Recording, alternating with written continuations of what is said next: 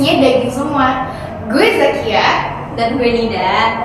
Wow, hari ini sudah kita ramai banget ya. Oke, karena kita bakal bahas topik yang sering disebut-sebut sebagai penyelamat ekonomi pasca pandemi. Tapi kadang nasibnya masih sering terpinggirkan. Waduh, berat tuh bahasanya. Topik kita hari ini adalah ekonomi kreatif UMKM, tulang punggung destinasi. Kita nggak sendirian. Kita udah culik 4 member keren. Dan hari ini ada Dira, si ahli data, dan ada Zahra, si calon pejabat publik, Vio, juragan UMKM, dan Dita, si paling healing. Halo semuanya. Hai. Oke, langsung aja nih. Gue mau nanya ke Dira. Dir, judul kita kan tulang punggung. Emangnya seberapa besar sih pengaruh UMKM dan IKF ini? Jangan-jangan cuma jadi jargon manis pemerintah yang tidak kelihatan kerja.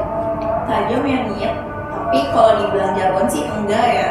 Data membantah itu karena berdasarkan data Kemenparekraf dan BPS terbaru, kontribusi ekonomi kreatif ke PDB itu tembus sekitar 1.300 triliun. Itu angka yang gila banget. Serius segitu? Itu posisi di dunia gimana?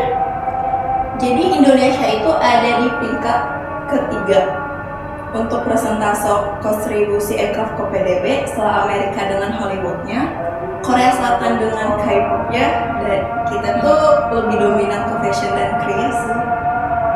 Oke, angkanya besar ya berarti. Tapi realita di desa wisatanya gimana, Dir? Nah, di desa wisata UMKM itu menyerap 97% tenaga kerja. Bayangin kalau nggak ada UMKM, warga lokal di sana tuh cuma jadi penonton di desanya sendiri, sementara investor asing makin kaya. Valid ya berarti datanya. Memang berkaleng-kaleng sih. Nah, itu kan angka di kertas. Sekarang kita tanya Vio yang mempresentasikan pelaku UMKM. Vi, bener gak sih dari teori si Dira tadi, apa yang dirasain pelaku usaha di tempat wisata? Apakah kalian merasa dihargai sebagai tulang punggung? Jujur ya Ki, kalau misalnya secara teori benar, kita itu yang menghidupkan destinasi wisata. Destinasi wisata tanpa UMKM itu apa sih, kayak kita tanpa nyawa aja kan? Kayak turis datang ke pantai, oke lah, lihat pemandangan bagus. Tapi kalau misalnya nggak ada UMKM, dia mau cari oleh-oleh, mau cari makan tuh gimana? Tapi Vi, banyak banget nih turis yang komplain, katanya barang UMKM itu mahal dan kualitasnya gitu-gitu aja. Gimana tanggapan? Itu cuma dilema kami aja sih, Nit. Kita mau bikin produk bagus, kemasan rapi, tapi kan itu semua butuh modal ya. Kayak kadang turis juga kalau misalnya nawar tuh nggak ngotak. Jadi di sini kita bikin produk itu cuman ceritanya aja, tapi itu juga nggak cuman sih ya. Kayak contohnya tas yang dibikin dari limbah eceng gondok. Jadi kita tuh di situ ngejual storytellingnya, nggak cuman barangnya aja sih. Oke, ngomongin soal belanja dan harga, kita kayak Dita nih sebagai si representasi Gen Z. Dit, lo keberatan gak sih kalau misalnya produk lokal itu agak mahal tapi estetik? Oke, menurut gue yang Gen Z dan mewakili teman-teman gue yang Gen Z, kita sih estetik itu nomor 1 ya. Jadi kita bahkan rela bayar lebih mahal asalkan ya itu tadi estetik dan juga barang atau produk yang dijualnya tuh bagus dan bisa dijadiin konten. Wah, berarti kuncinya di konten ya, Dir? Ya elah, ya emang dong Mbak Vio, zaman sekarang tuh sudah serba FOMO. Bahkan kalau misalnya ada kafe di sawah yang viral banget di TikTok, bisa banget langsung kita datengin. Ya sekarang sih cuma ada satu aja nih syarat yang mutlaknya. Apa tuh syaratnya? Pembayarannya guys. Jadi gue sering banget batal beli cilok atau bahkan beli barang-barang yang bagus, lucu-lucu, cuma gara-gara dari penjualnya nggak nyediain QRIS. Buat kita anak Gen Z yang cashless, scam dan kayak gitunya tuh udah penting banget. Kalau misalnya nggak ada ya udah bye bye. Nah, data juga nunjukin transaksi digital atau QRIS tumbuh lebih dari 100% per tahun.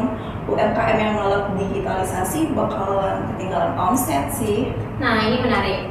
masalah kris, kemasan, branding. Zahra, lo kan dari sisi kebijakan, pemerintah tuh ngapain aja sih? Jangan cuma nyuruh UMKM go digital tapi nggak dikasih modal. Tenang nih, jangan ngegas dulu. Pemerintah punya target 30 juta UMKM onboarding digital di tahun 2024. Programnya konkret kok, ada pelatihan packaging di rumah BUMN, terus ada subsidi sertifikasi halal gratis, dan kemudahan bikin NIB lewat OSS. Sebentar aku tambah dikit. Bikin NIB emang gampang lewat Trope, tapi akses modal KUR kadang masih ribet. Buat kami yang pembukuannya itu masih di buku tulis. Kadang bank itu minta pembukuannya rapi, tapi kita mana ngerti. Nah, valid nih poinnya Vio. Makanya sekarang pemerintah mendorong vintage dan agregator buat bantu pencatatan keuangan digital. Terus aplikasi kasir gratis kan banyak tuh. Jadi UMKM juga harus mau belajar administrasi. Jangan cuma jago produksi aja. Jadi kayak dua arah ya, pemerintah siapin jalannya, UMKM yang harus mau lari.